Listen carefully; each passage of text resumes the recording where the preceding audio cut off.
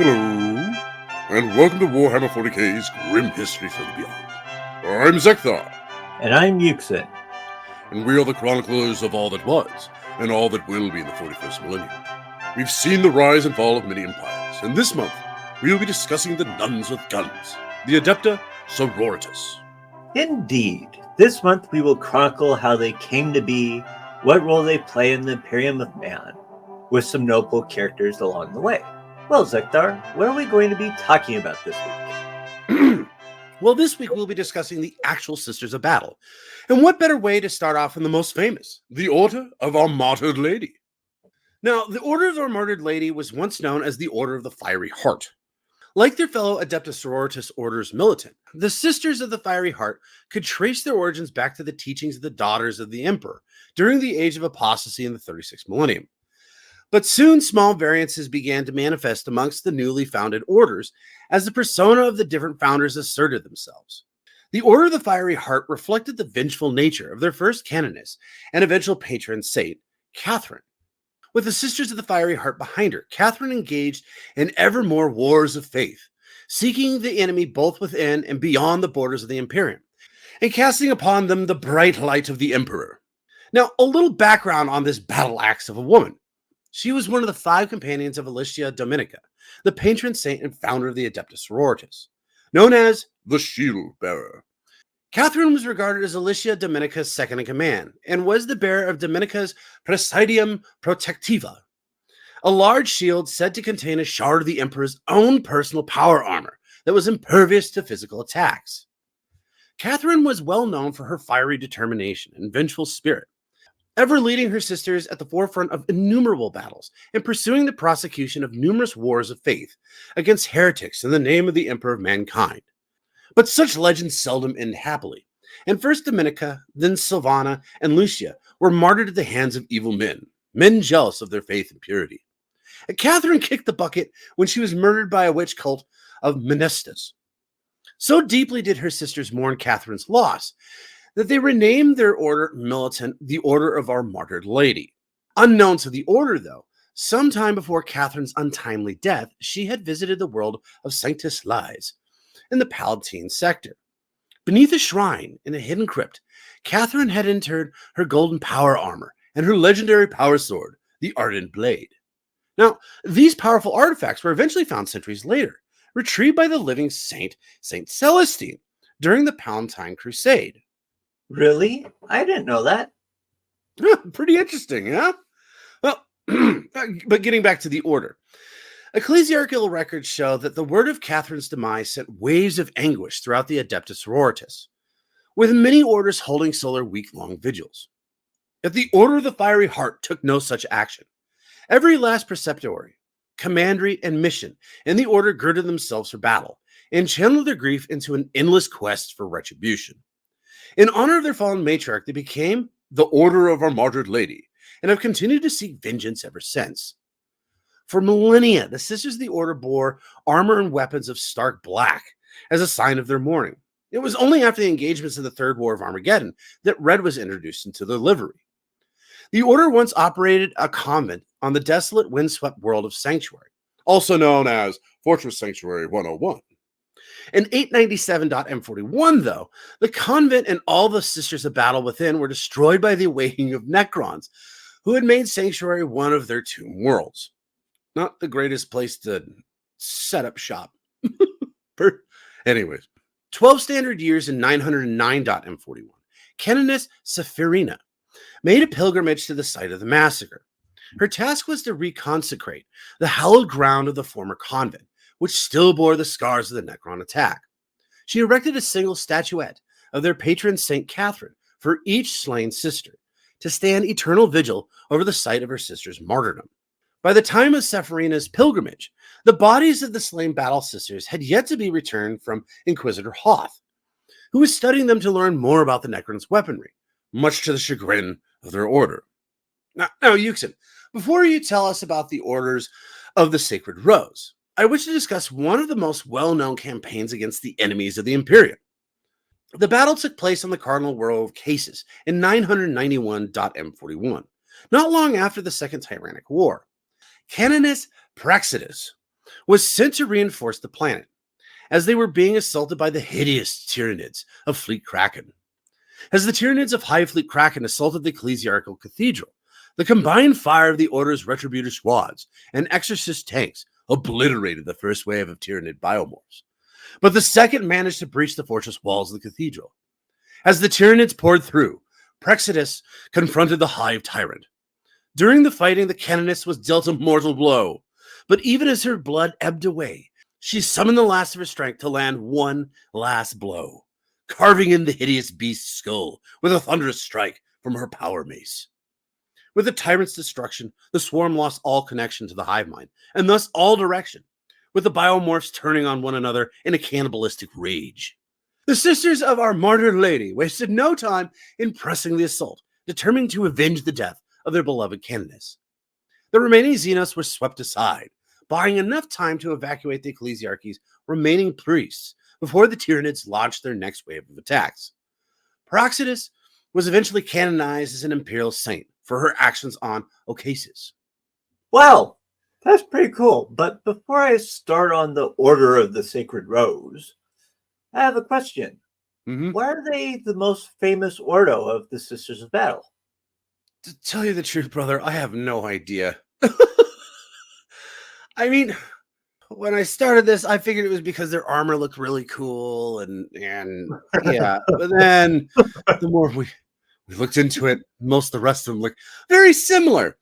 I honestly don't know. Quite frankly, I would have figured it was the one, anyways, that the matron was Dominica. What one was that one again?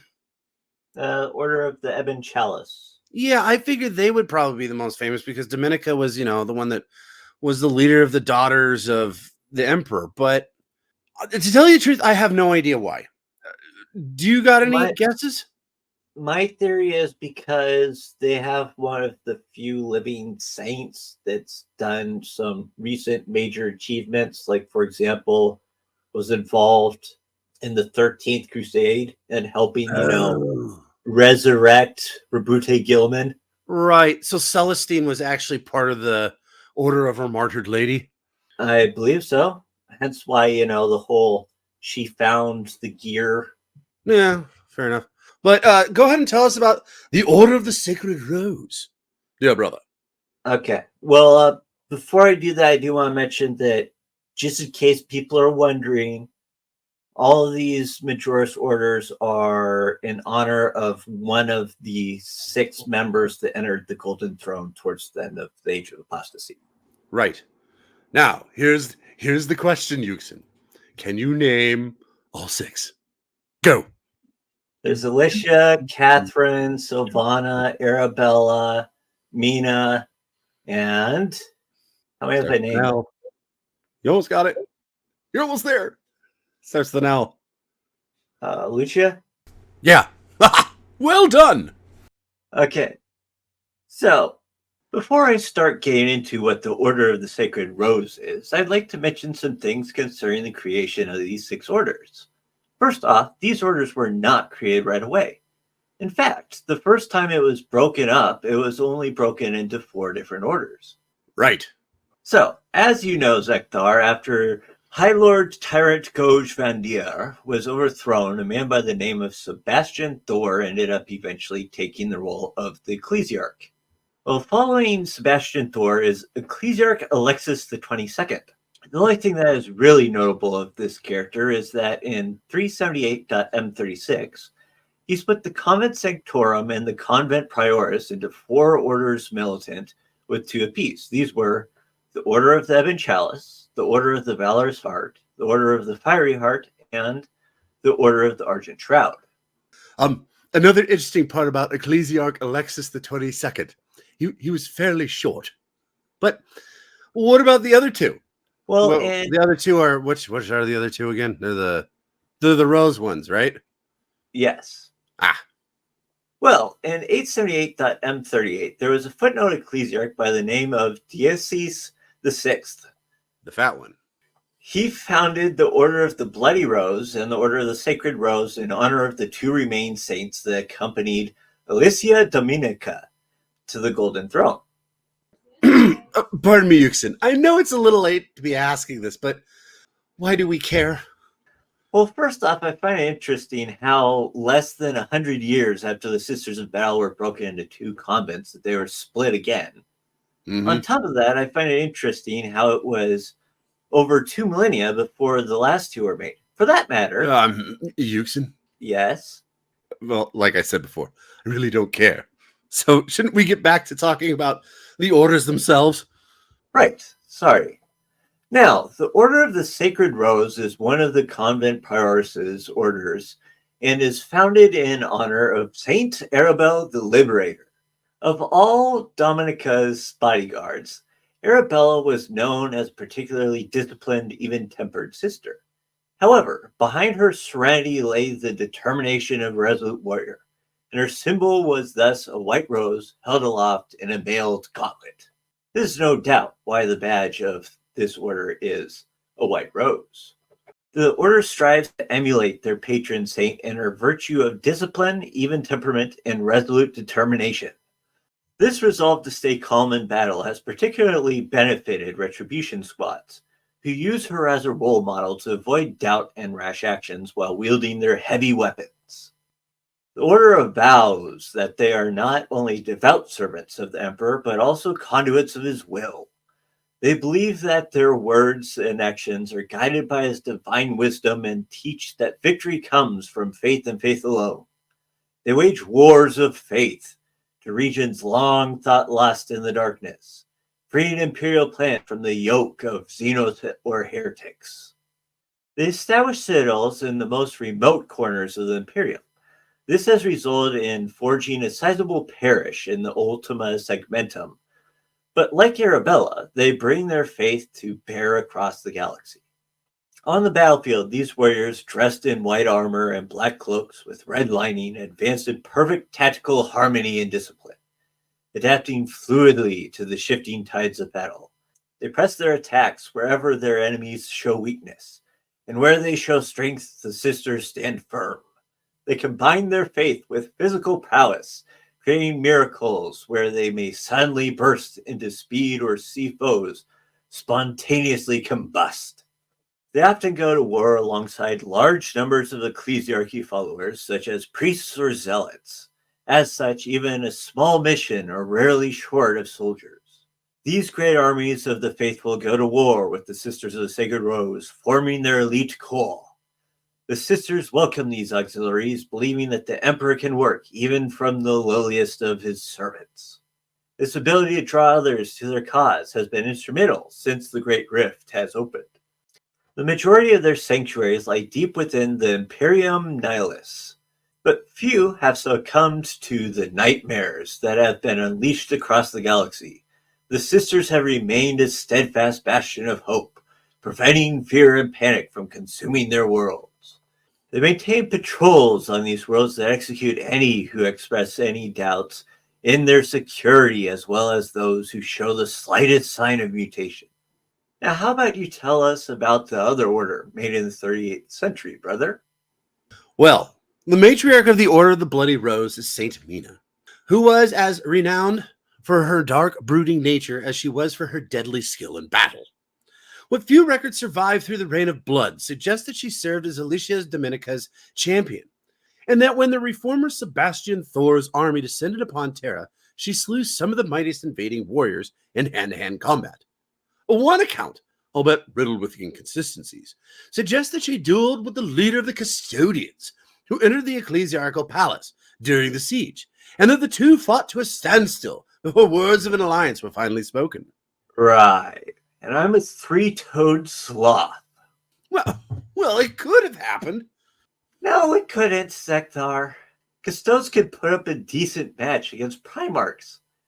Sure, they couldn't beat a Primarch, but they would last longer than just about anybody, other than maybe Sly Marbo.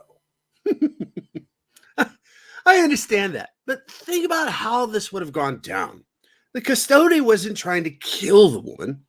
He was there to talk and try to get the warrior women on his side. Most likely he blocked her advances until someone listened to him, and then Dominica halted her sister's assault.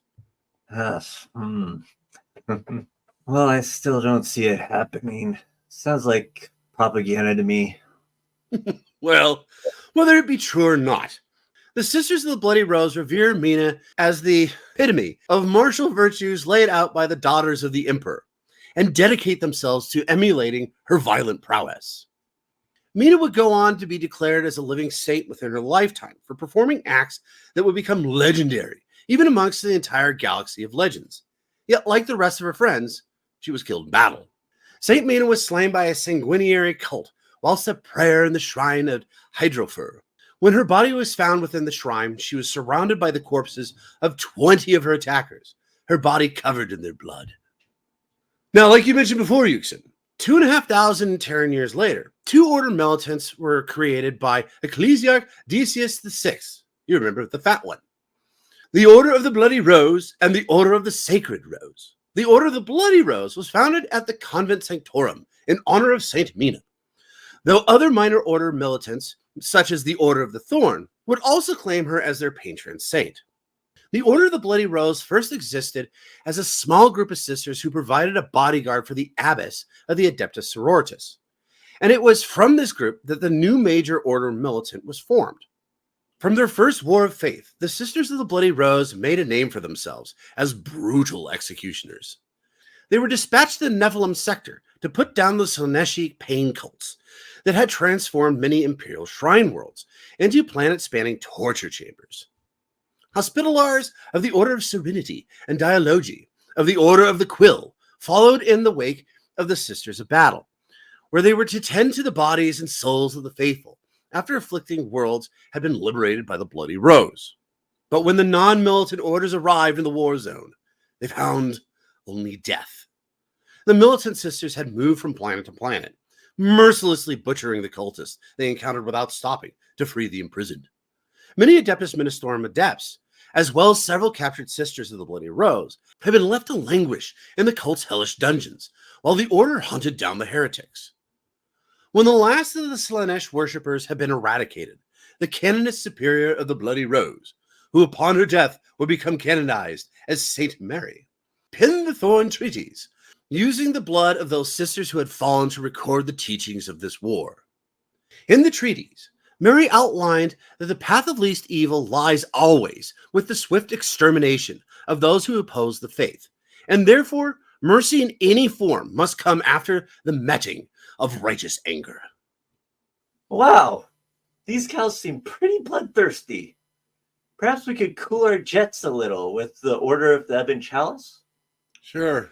Why don't we go do that? I need a drink. The Order of the Ebon Chalice is an order of the Convent Prioris. Around the time it was created, it was probably the most recognized and famed of the orders. Oh, sorry. Why is that? Well, first off, their colors. Black armor, white cloaks with red lining, and weapons being a deep shade of red. Now, these were not only the original colors of the Convent Prioris, but were the same colors for the Daughters of the Emperor's uniform. That makes sense. Of course, probably the main reason was the fact that it is the order that was originally led by Saint Alicia Dominica herself. Yeah, that would make them more famous. But I have to mention here at this point, it seems like there's a reoccurring pattern with all this armor and their colors. They all seem to follow, what is it? Black and red and white. Oh, you can't forget silver. Oh, yeah. Silver. There's some silver in there too, of course. Yes. But sorry. It's yes, just when they you're have just a four-color coding system for the Adeptus Sororitas. I mean, when you're saying anyways, like, for instance, you're like, well, they're famous because their colors are black armor with white cloaks and red lining. I'm like, sounds a lot like a few other ones that we've talked about already. But it's not in those specific coloring system. Right. Right. The Bloody Rose, it's red with red with red. Well, yeah, that one is probably the most unique it's like out of red all. with black with red or something like that. I don't know. Sorry. Go on, carry on. Let's hear a little bit more about this Order of the Ebon Chalice, shall we? Well, the Order of the Ebon Chalice represents the original and oldest order militant, the direct continuation of the original founding of the Daughters of the Emperor, with combat and religious doctrine like their uniforms, unchanged for 4,000 years. The order's symbol, a flaming skull-filled chalice, is a representation of the terrible knowledge imparted to Dominica when she was brought before the Golden Throne. During the early purges and wars of faith led by Dominica, she carried the Grail of Ages with her to war. Oh, that's probably why they're called the Ebon Chalice, because, as you know, Yuksen, the Grail of Ages was the goblet made of black stone that was created to be the embodiment of the matriarch's spiritual communion with the Emperor. Yes, quite. Mm-hmm. While the other orders battle in the far reaches of the Imperium, the Ebon Chalice dedicates itself to safeguarding Terra and Segmentum Solar. They have become renowned for moving across worlds in the Segmentum, rooting out mutant conclaves, servants of chaos, traitors, and Xenos infestations. As they brought more territories under their care, they were able to expose scores of governors and Imperial Guard officers whose practices did not conform to the exact letter of the Imperial Creed. Preachers and confessors were called upon to make examples of these sinners, and where their enforcement was met with resistance, the Ebon Chalice launched violent purges. They revere the Holy Trinity of their order, which consists of the Emperor, Ecclesiarch, and Matriarch. It is said that the highest ranked members of the order learned the truth that Dominica learned before the Golden Throne. Since the formation of the Great Rift, the order has been fighting to keep Segmentum Solar secure. This has brought them into combat with several Chaos warbands, most notably the eradication of the Blades of the Despoila. They have taken heavy losses in these campaigns, and despite a constant stream of new recruits from the Schola Progenium, few prove apt enough to meet the Order's high standards. This has left them numerically lacking, though they continue to fight on. The Order proved instrumental in the early Indominus Crusade, fighting alongside Gilliman's forces to save the most strategically vital worlds of Segmentum Solar. Now, before you talk about the Order of the Valorous Heart, what are your thoughts on the Ebon Chalice? Well, a couple things. First off, you know how you asked me why the Order of a Martyred Lady was probably the most famous, and I was just kind of along the lines of, I don't know why these guys aren't. Yeah. Well, I think you actually kind of hit it right on the head here. It's because they operate within the Segmentum Solar. They're not out there, beating the crap out of new alien species or anything like that, like the Order of a Martyred Lady is.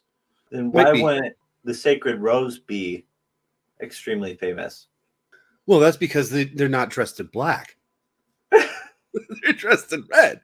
I don't know. I just thought, well, maybe that's one of the reasons why these guys are not the most famous. And then, and the second thing actually is more of a question. What happened to Dominica? So she finally fell in battle at the scourging of the Fried's world.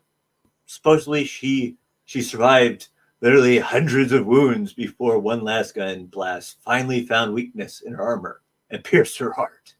In 650.M36. Huh. Well, that's a far better way to go. Have a date of when somebody died. That is shocking to me. Indeed. But like I was going to say before, that is a far better way to go than what happened with Lucia, who was the matriarch of the Valorous Heart. Now, in both their battle tactics and acts of worship, the Sisters of the Valorous Heart adhere to doctrines of stoicism and forbearance. The practices stem from the teachings and their founder and matriarch, Lucia, who amongst Dominica's companions was said to be a paragon of constancy. She was a level-headed counterpart to Catherine's burning passion.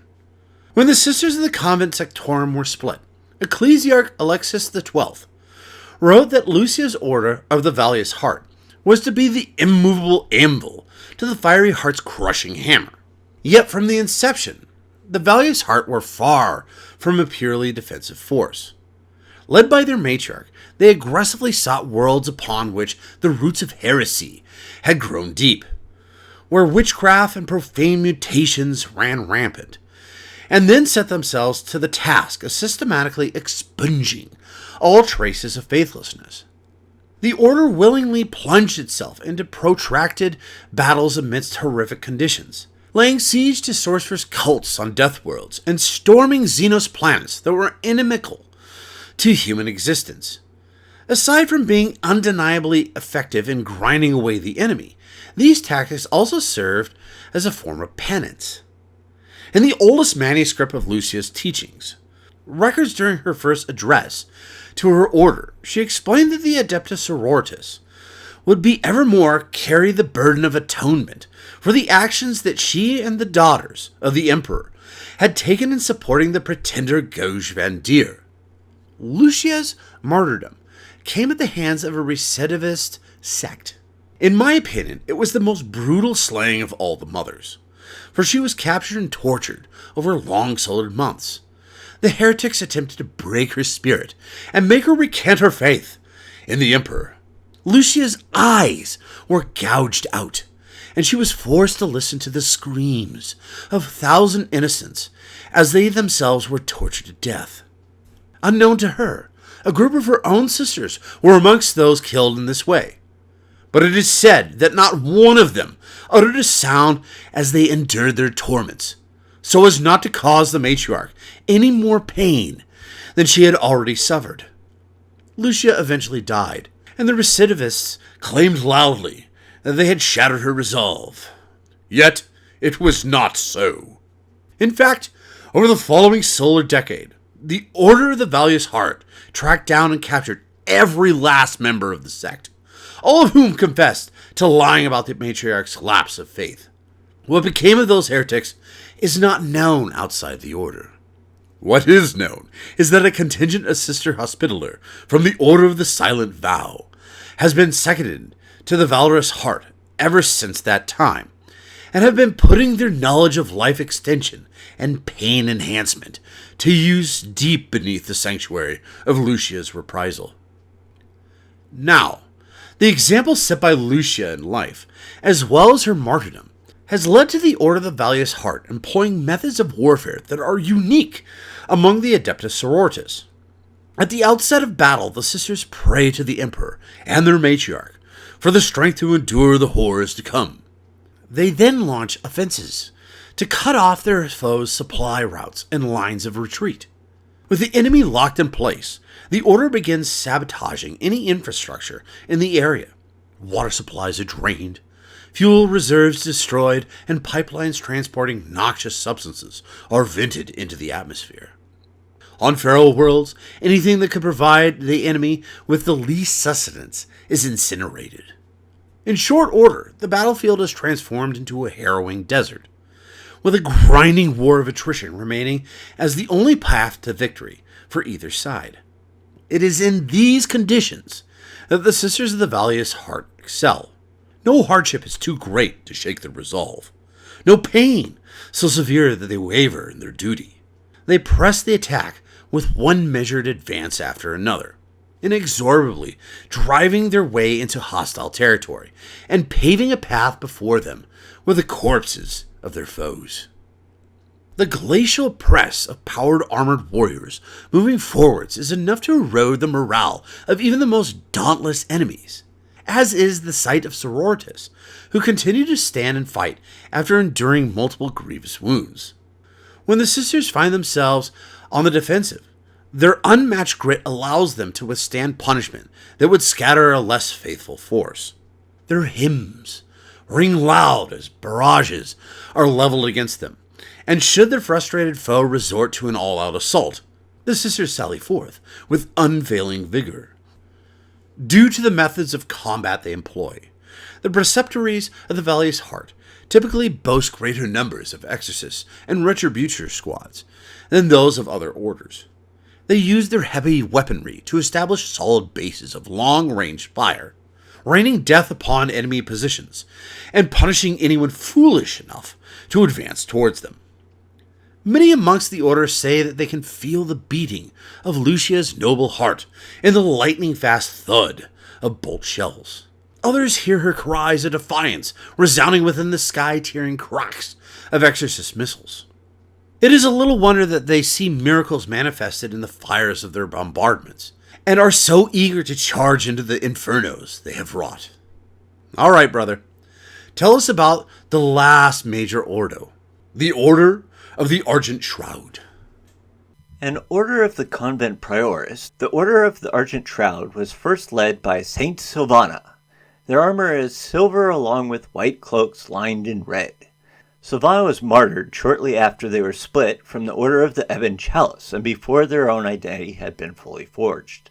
The fledgling order took their name and symbol from the silvery impression of her skull upon her death shroud. Like their patron saint, the order is altruistic and strong of faith.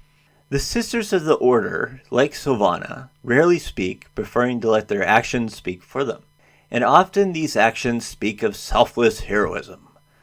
They avoid formulating grand stratagems, and rarely communicate intended tactics to their allies, irritating many imperial generals. They seek to emulate the mysterious silence of Silvana by speaking very little and by entering long periods of complete silence whenever they engage in training.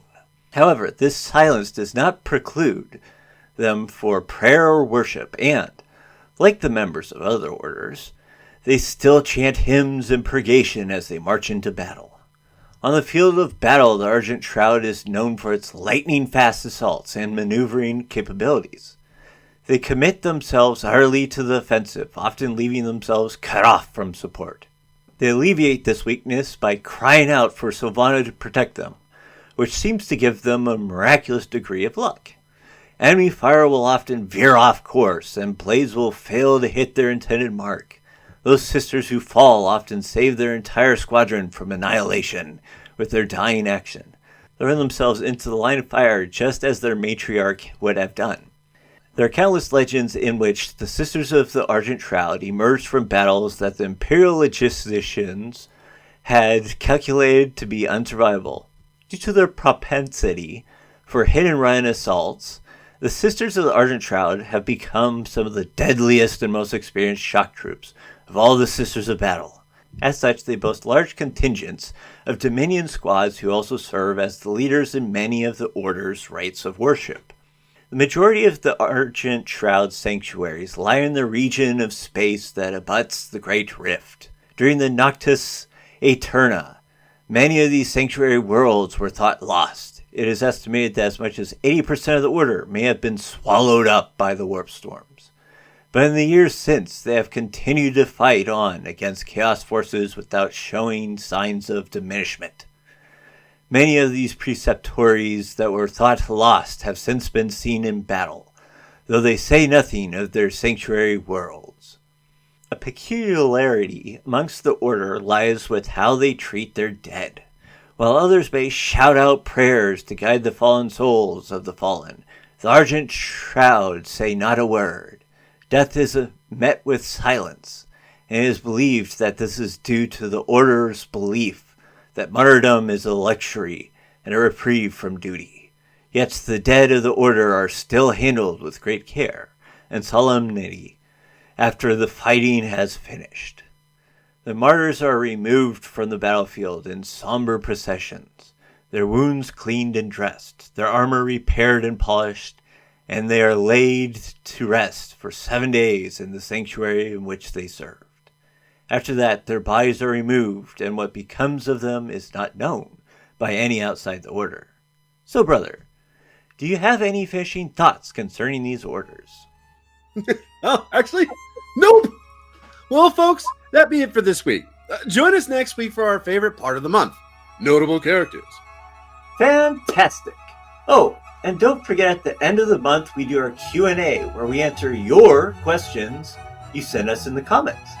And we almost forgot, thanks to our members Sir Bended Minded, Hermes Skirty, and Andarchy. Indeed. Thank you all for listening, and I hope you enjoyed this box. Feel free to like, follow, subscribe, and comment. And don't forget to check out the shop. We got some cool stuff there, like clothes, pillows, and hats. Oh, and don't forget the rabbits. Right. And don't forget the rabbits. Have a great day. And as always, Until next time, this is Zeckthar and Yuksen. signing off.